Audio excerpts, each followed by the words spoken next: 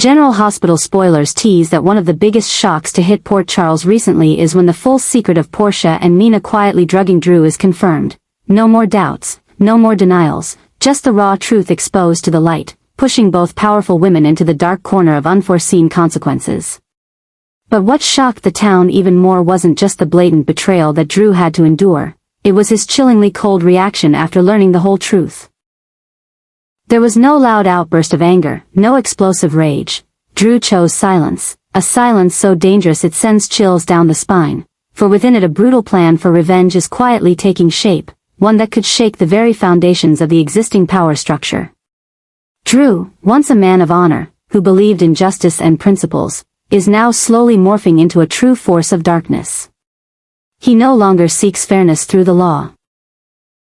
He wants to meticulously map out each step of his revenge with the new adjustments he's silently putting into motion, a sophisticated network of media, finance, politics, and psychological tactics, all calculated to the smallest detail. This is not a spontaneous strike but a scheduled storm, one with strategy and clear goals, to completely destroy the images and positions of Nina and Portia, one by one, in every corner, so that they can never rise again. Drew's new plan for revenge targets not only their reputations but also the most intimate relationships of these women. He knows Nina's weakness lies in Willow, in her desperate desire to be a complete mother, so he is willing to expose the truth in a controlled way, just enough to hurt Willow but also make her realize that her biological mother isn't just a traitor to Sonny but also someone who emotionally murdered Drew. With Portia, Drew's sights aren't only on her job at the hospital but also on Curtis, her husband, who stands on the brink of suspicion, and who could crumble completely if proof of his wife's actions in the dark were brought to light. But the new adjustments Drew is making go far beyond personal revenge. He's turning his fury into an opportunity to reshape the power dynamics in Port Charles, to completely take over Aurora Media, to legally but mercilessly eliminate anyone who stands in his way. He's starting to reconnect with old allies, pulling seemingly neutral figures into his dangerous game. No one knows how many secrets he's uncovered, how many traps he's set. All they know is that Drew is no longer the victim, but the predator, waiting for the right moment to strike. Both Portia and Nina can feel the danger drawing closer, but the truth is, they are already too late. Every explanation now sounds like an echo in a locked room. Drew doesn't need to shout, he doesn't need to prove anything.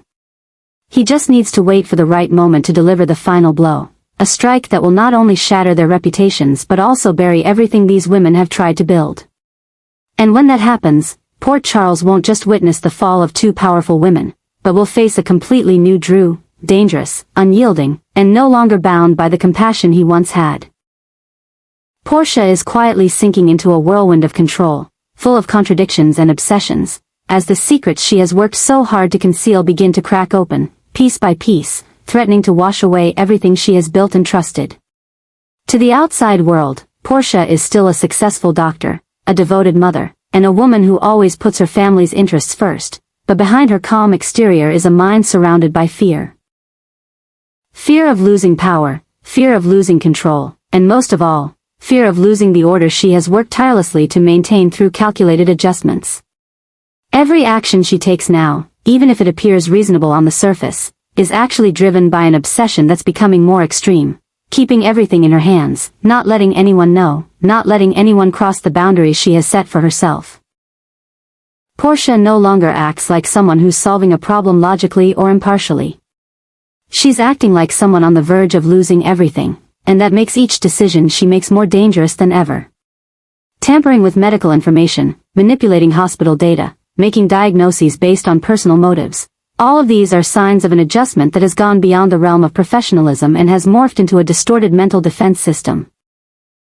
She tells herself that she's doing it for others, to protect Trina, to protect Curtis, to protect the hospital's reputation, and the safety of the community.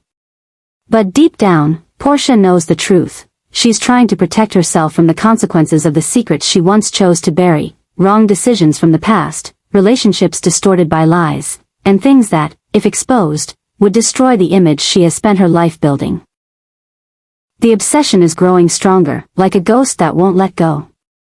It's making her lose sleep, making her distrust everyone around her, making her see every action, even harmless ones, as a potential threat to the secret ecosystem she's running. A glance from Elizabeth, a question from Curtis, a look of suspicion from Jordan, all of these make her shrink inside, starting to think of ways to block, ways to control damage even before it happens. She's gradually becoming someone she once didn't recognize, a person who no longer trusts anyone, not even those she once loved most, because trust means losing control, and that's the one thing Portia cannot allow herself to accept. This new adjustment is no longer just a defense mechanism, it has become part of Portia's nature, a way of life, a means of survival amid the layers of secrets she's trying to suppress in silence. But this is also pulling her into a more fragile state than ever before. Those around her are starting to notice the instability in her every gesture, every word. Curtis, despite his attempts to trust her, is beginning to ask questions. Trina, even though she still calls her mom, is starting to feel that something isn't right in Portia's eyes.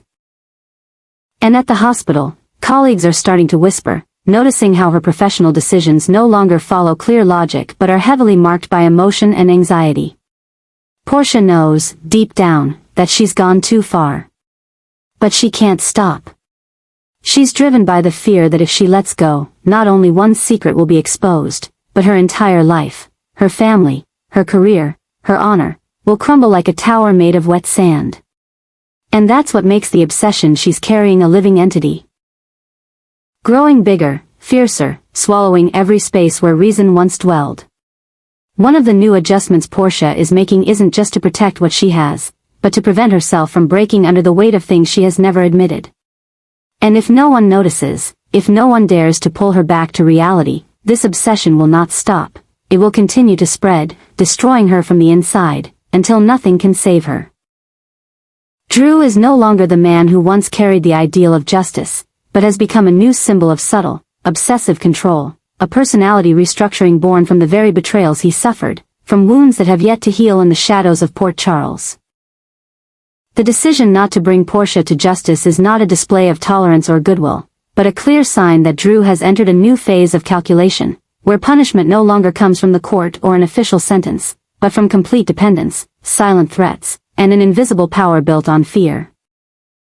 Portia, once a doctor, a woman who thought she held the power to decide, is now a character imprisoned in an invisible iron collar, where every action, every decision she makes is tightly controlled by a completely new Drew, cold, clear-headed, and dangerous. This insane adjustment began when Drew realized he didn't need to openly destroy someone to win. For Portia, putting her in jail would end her value, a value Drew now wants to exploit to the fullest. In the medical world she controls, Portia holds many things: information, databases, influence, and a network of trust that few others have.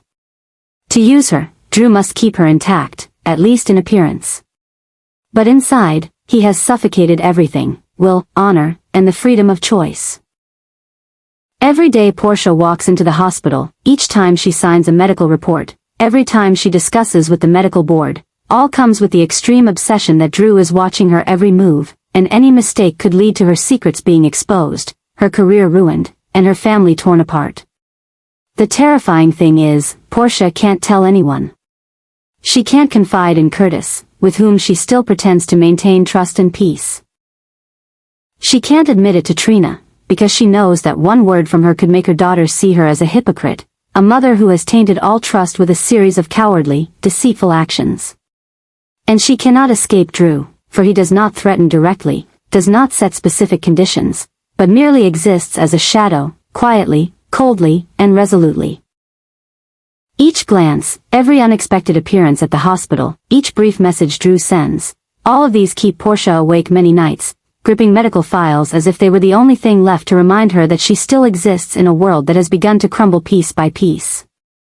The threat Drew creates is the most dangerous kind, not noisy, not showy, but rooted in the human mind like a form of mental cancer. Portia begins to distrust everyone around her. She fears Elizabeth knows something. She worries Jordan will dig up old records. She is haunted by the idea that someone is watching the hospital hallways, recording phone calls, checking patient data. She becomes so cautious that she doesn't dare speak the truth even in professional meetings. And that is what makes her dangerous, for in the fear of being exposed, she is willing to cover up, willing to do wrong, as long as she can protect the wall that she and Drew have quietly built. A silent complicity, an agreement they both understand. She will keep her career, and he will maintain his new power leverage. Drew doesn't need Portia's loyalty, he just needs her to fear him. And that fear has turned Portia into the perfect pawn. He doesn't need daily warnings, because she reminds herself every night. He doesn't need constant surveillance, because she self-monitors through her endless worry. And that's what proves a new kind of control that doesn't require taking anything away, yet still strips the other person of all ability to resist. This story is not just about Portia and Drew. It's a warning to anyone who thinks that keeping a secret is the same as keeping power. Because once that secret falls into the hands of someone like Drew, the person being controlled will not just be an individual, but an entire system. And for Drew, this might just be the beginning. Portia is not the final target, she is the test model. If this control succeeds, Drew will expand his influence, step by step building a world where he doesn't need guns, doesn't need violence, but can still make others bow to him through their own fear. And at that point, Port Charles will no longer distinguish between right and wrong, only between those who are controlled and those who are silent. Curtis is falling into the eye of an unseen storm, one he never anticipated, as his seemingly allied relationship with Drew begins to fracture and shift into a latent confrontation that threatens not only Curtis's power in Port Charles, but also the personal and emotional foundation he is trying to protect. Drew, who emerged from his wounds and betrayals with a cold determination to rebuild his status and influence, is no longer the man acting out of honor or loyalty. He has become a quiet but powerful force, and Curtis, who was once one of the most trusted anchors, is now in Drew's sights as a target to be eliminated in order to clear the way for a complete power takeover. The pressure Curtis faces does not come from direct threats or overt hostile actions, but from a manipulative kind of pressure, where Drew disguises his intent to control under the guise of protecting Portia. That's how Drew uses the information he has, Portia's past mistakes, unacknowledged secrets, and medical misconducts that could easily ruin her reputation with a small investigation, to force Curtis into a corner. Drew puts Curtis in an impossible position. If he wants Portia to be safe, if he wants his family to avoid being dragged into the mud, he must give Drew what he needs, control over the Savoy. The Savoy, a symbol of Curtis's independence, honor, and rebirth after years in the underground world, is now being placed on the chessboard as a mere pawn. Drew does not want to be a co-owner, he wants total control, using it as a springboard to expand his financial influence, launder money for underground deals, and even manipulate key figures in the city. And to achieve that, Drew is willing to do anything, even destroy Curtis from within, suffocate every layer of freedom Curtis has fought for, and turn him into a mere figurehead, while the true power lies with the one who has learned that ruthlessness works better than righteousness. Curtis begins to feel that he is being backed into a dark corner, where every door leads to loss. If he opposes Drew, Portia will be the first to suffer. Drew won't need to act, he only needs to let go, and the truth will surface from the shadows. But if Curtis gives in, if he hands over the Savoy, not just a club, but a symbol of his rise, to someone he no longer trusts, he will be pulled into that control just like Portia. No choice leads to anything but pain. And that is what is confusing Curtis, making him afraid and angry to the core. This story is moving further away from surface-level disputes over power or personal conflicts. This is a power game, where Drew not only wants to win, he wants others to lose in silence. And the biggest shock Port Charles could witness is about to happen, as Drew transitions from victim to controller, and Curtis, once a survivor after so many storms, may become the latest victim of a power system built not on violence, but on information, fear, and ruthless calculation. If Curtis doesn't find a way to counterattack soon, if he doesn't flip the game before being completely surrounded, then the Savoy will no longer be his symbol, but the mark of the silent collapse of a man who once dared to think he could walk away from the dark world, only to forget that darkness always knows how to return, this time with the face of someone once called a friend. Drew is no longer the man who once carried a calm demeanor and a gaze filled with compassion that everyone knew. What once made him weak, his trust, stolen memories, and the loved ones who betrayed him, has now been transformed into fuel for a silent yet intense fury, a plan of destruction operated with chilling precision. And within the hardened consciousness shaped by betrayal, two names stand out clearly as undeniable targets, Mina and Portia. To him, they are not just individuals who have wronged him. They are embodiments of deceit, of fake power, and of trust betrayed. Things Drew is determined to eradicate from their roots, not just for revenge, but to affirm his own rebirth as a new force, sharp and merciless. Drew's destruction of Nina is anything but loud. He doesn't threaten her, doesn't confront her directly. Instead, he quietly infiltrates Aurora Media by purchasing anonymous shares through temporary investment funds, slowly manipulating strategic decisions that cause the company to slide into decline step by step. He orchestrates failed media campaigns, risky investments, and then forces Nina to take the blame before the board of directors. By the time Nina realizes she is being isolated and excluded from major decisions, it's already too late. Everyone she once considered an ally has turned their back, silent as though they had never known her. Drew doesn't want Nina to lose everything in one night. He wants her to slowly savor the collapse, seeing her power slip away day by day, feeling the confusion at night as she wonders what's happening, and then realizing, it's Drew who has been pulling everything down without ever touching her. With Portia, Drew acts more subtly. He understands that she is not someone easily manipulated by external power, but she is incredibly vulnerable when faced with the risk of losing her reputation, her career, and her family. And he exploits this. After gathering sufficient evidence that she had asked Brad to procure ketamine to bring him down, something that could cost her her medical license and lead to prosecution with just one investigation, Drew doesn't rush to act. Instead, he approaches Portia with silence. A glance. A vague text message. A sudden meeting in the hospital hallway. That's enough to send Portia into a state of panic, slowly tightening her grip on control until she loses her identity. She begins to doubt herself, the nurses, the medical records, to the point where every action she takes in the hospital is colored by defense mechanisms. She's no longer a doctor, she's a survivor, terrified of being exposed. The control Drew exerts doesn't come from legal or financial power, but from a far more dangerous weapon, purposeful silence. No warnings. No public threats. But both Nina and Portia know, if Drew wants, everything they have can vanish in an instant. And that obsession. The helplessness in predicting the next move of the person behind the scenes, is what is causing both of them to crumble day by day.